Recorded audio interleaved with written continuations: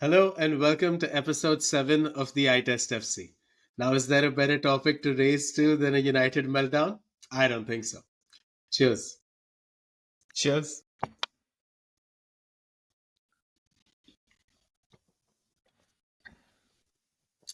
So, let's start with the big game over the weekend and our team of the week, Tottenham Hotspurs. How do you feel about the game? I think as an Arsenal fan, rival fans would want me to say it that Tottenham Hotspur is my team of the week. So let's get that one out of the way quickly. What a performance.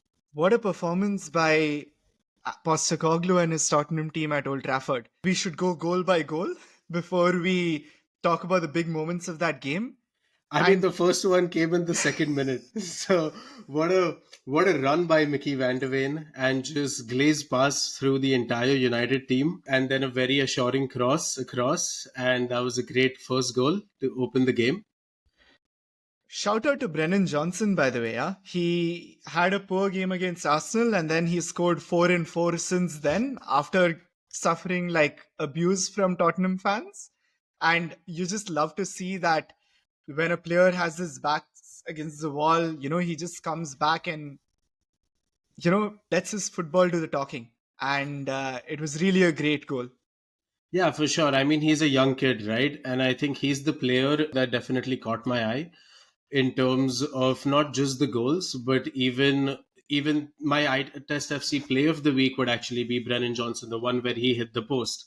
And that was just a great all round team play by Spurs, where they started at the back and then came through the left channel. It went across to Brennan Johnson in the end, who hit the post. But I Yeah. think Spurs was superb throughout the game, and more than Spurs, I think let's address the elephant in the room that United were just awful, man. Especially in the first half. I think that was just, as Gary Neville put it, just disgusting. Yeah, I think the red card actually helped United because a lot of criticism that they would have otherwise gotten in this game, uh, they basically escaped because they were like, hey, we're Yeah. playing with 10 men for like over 45 minutes. By the way, never a red card. Again, we talk about uh, Chris Kavanagh in big games not being consistent with the decisions he's making. It I don't know. I don't think it was definitely not a red card. It was knee high. And I don't think he's slipped completely. I feel like obviously United fans will feel so.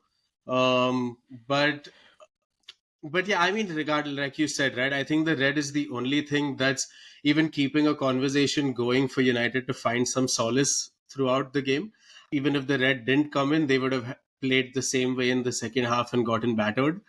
And I think the issue is, now there's been so much to say on social media about Ten Hag and like how he has to go and you'll sack this manager. But I don't know. I mean, I would love for him and Ten Hag to be employed for as long as possible. But I feel like even if you sack him, there's not going to be that much of a change. Till there is a change within the United dressing room. I think the United board is now restructuring. They have competent football folks in place on the bench. Like Ruud van Nistelrooy is the assistant coach, and he has been the coach of PSV Eindhoven in the past. He has been in the Europa League with that team. He has experience coaching in that competition, and he's the assistant at United. They have very good pedigree from a coaching perspective. I don't think Ten Hag is the right person for United, but I respect the choice that United are making to stick with a manager because sacking him mid-season isn't the answer after backing him so heavily for the last 3 years. I don't think you should sack him based off of one result. But I just feel like, and you've seen this time and again with the United squad, that the players lack maturity, where they're a little bit like babies in terms of if a game starts and it does not go their way, and if the game is going away from them, I don't think the team has enough character to bounce back, is what I'm trying to say. There is a culture that we've obviously throughout our childhood that United were the big guns, especially in the Fergie era, and it was having the character to come back. Mm-hmm. And Eriksen said this after the midweek European game as well, that I just don't think that the dressing room wants it enough. And I think that's what has started to exist in the Manchester United dressing room, that losing is okay. Like it's not hurting the players as much as you would expect from a Man United team to, that holy fuck, we lost the game. You know what I'm saying? That's culture starting to shift a little bit, where it's normalizing. It's very surprising that if that were to be the case, it is indeed that way, because the players that United have in their first team are seasoned professionals. They are not like Yeah, 20-year-old kids coming from the academy, right? Like their entire back four, I think, have played at the highest level in Europe. The goalkeeper has played in a European, like in a Champions League final. Their final.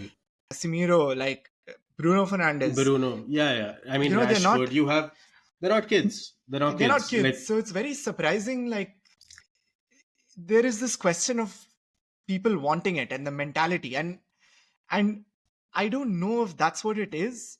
And I want to go back to what I said on our first podcast, right? I think Ten Hag's trying to replicate Ajax, and that's his ceiling with this United team. So I don't think United are playing all so badly. I just think that's all they can do. he If has to offer. yeah, and that will come up in some results which are quite positive for United, but of course they will get beat, especially if they are naive enough to start attacking in the Premier League with 10 men for over 45 minutes in a game. And I Yeah, think it's the coaching style as well, where you go a man down, and then even in the second half, you're playing 10v11 man marking, which just makes no sense. Like, obviously, there's going to be one who's free. yeah, and last season Tottenham did that naively against Chelsea at home and lost 4-1. Oh, I remember. Where they played the highest line known to mankind, and then Chelsea one passed through and they were through on goal. As an Arsenal fan, I can tell you that Arsenal have been down to 10 men twice this season, and Arsenal parked the bus both games. There has to be a certain tactical shift at least. But yeah, I mean, even the Kulusevski goal, Brennan Johnson, amazing once again. Great ball in and a great finish by Kulusevski. And then the third by Solanke to finish off the game. Very commanding performance. They could have had like another one or two at least. But speaking of a team that has been blossoming rather under a ball manager, Enzo Maresca's Chelsea, with a commanding win over Brighton. And this was a big test. Brighton were undefeated going into the game. And Cole Palmer, man, that's my player of the week, the player that caught my eye in that game. And just an amazing all round performance by the lad. Yeah, I think what can you say, right? That free kick that he took was again out of this world. I have a soft spot for free kicks, like direct free kicks. What a goal! I think he could have scored more. It's Yeah. ironic that I'm saying that after he scored four. The two goals that Chelsea conceded were quite cheap, very poor goals to concede. Baleba was just handed the ball. Rutter was Yeah. given like a free header of 6 yards out. So I think Chelsea still can improve, but any For sure. game that has 6 goals in it is probably a great game, and that would bring me to the Arsenal game. Another 4-2. Another 4-2. I think in this game, two Leicester players caught my eye. So let me start off by saying that. And Okay.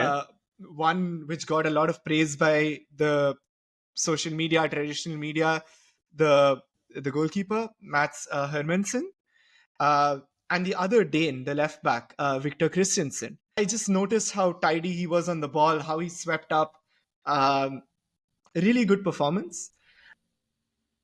When I was thinking of how I want to analyze this game, I was so confused, right? Because the stats showed such a dominant Arsenal performance, and the eye test shows, hey, Arsenal did dominate the game. Leicester, had a deflected goal, a world-class second goal. Yeah, that's But my not, goal of the week as well. yeah, Just what a brilliant volley. But yeah. no goalkeeper in the world can save that. Is save that. It was a little similar to the Pavard goal for France in the World Cup. Like, Man, if I was thinking the exact same thing when that went in. I was like, just the technique of it, like yeah. that. But no, I think Arsenal definitely dominated, but it was still a no-V game. Like, even if that the result ended with a 2-2, which it was until the death of the game, I think Leicester could feel that they deserved a point, or at least they fought really hard. Like, it was Hmm. not like continuous battering, and then they would have come out with a lucky draw. As an Arsenal fan, I have to say that it's probably not positive to see Arsenal bottle a 2-goal lead at home against Leicester City. That can happen once and you can get bailed out. But if that happens 5 times in a season, one or two of those games are going to be drop points. Yeah, So I I mean think it's important to churn out results when you're not at your best, you know? And I think that's exactly what my team did as well.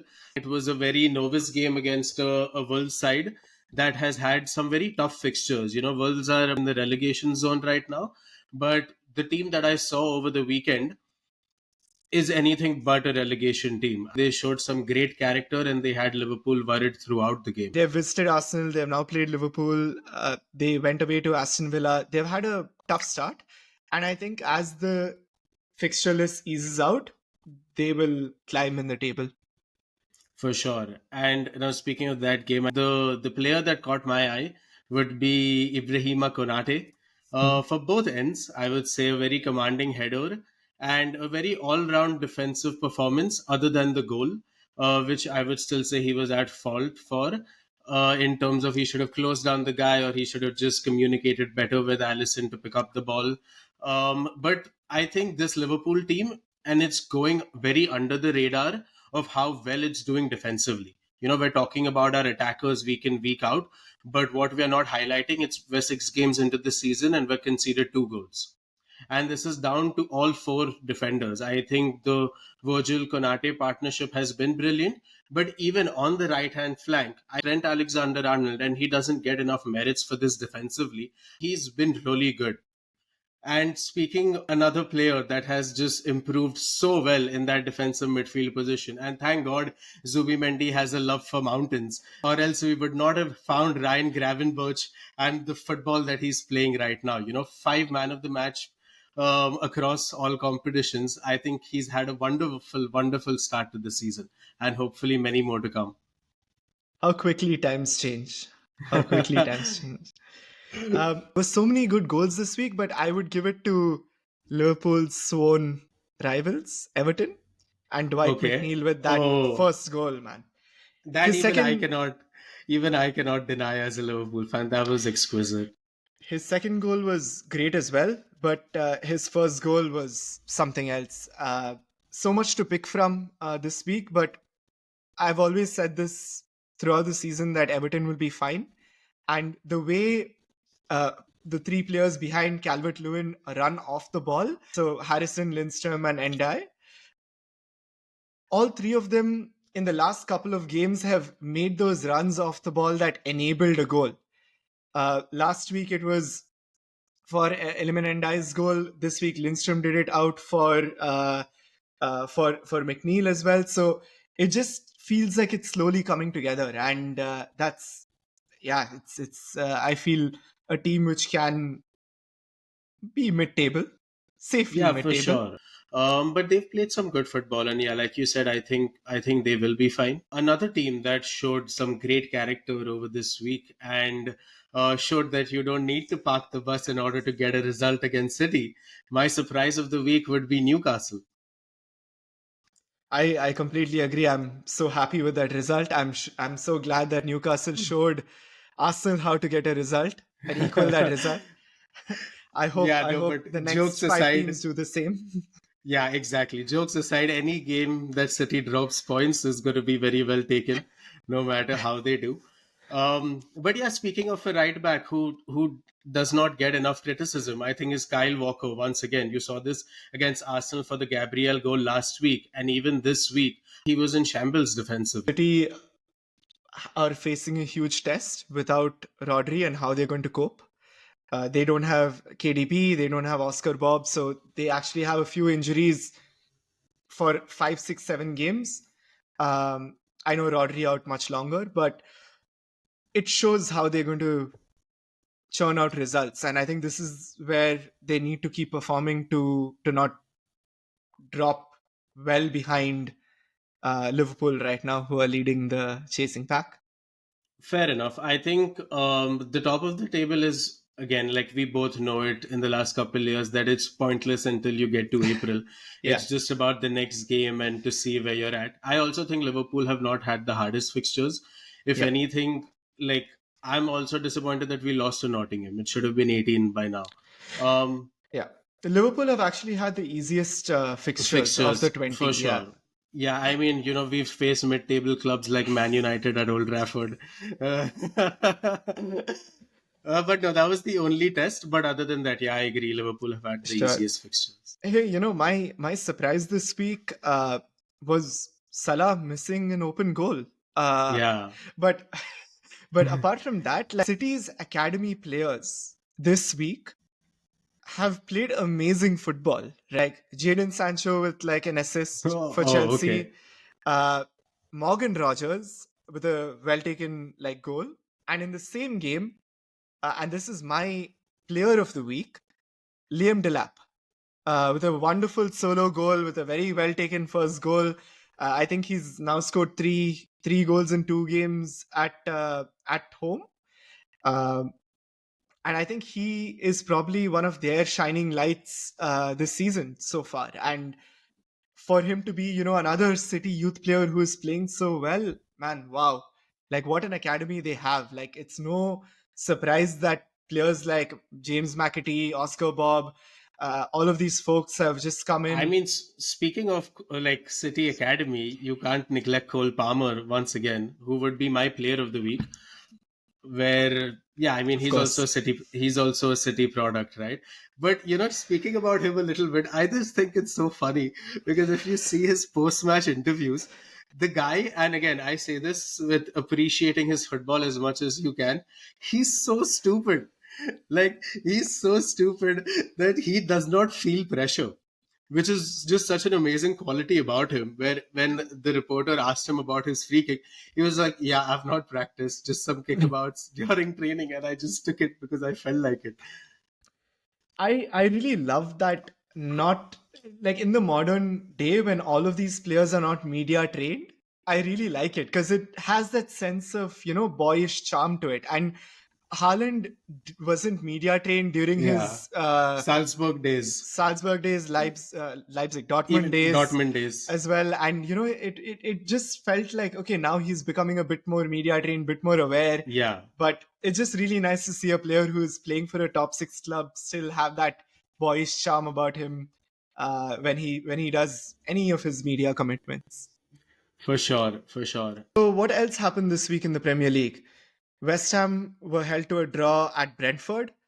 Fulham finally ending Nottingham Forest's winning run, with the Arsenal ballers balling it out as they're sixth in the Premier League right now.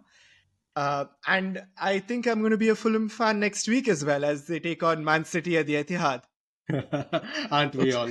And in other games, United face a tough task against Emery's men at Villa Park, and Brighton hosts Tottenham. See you guys next week.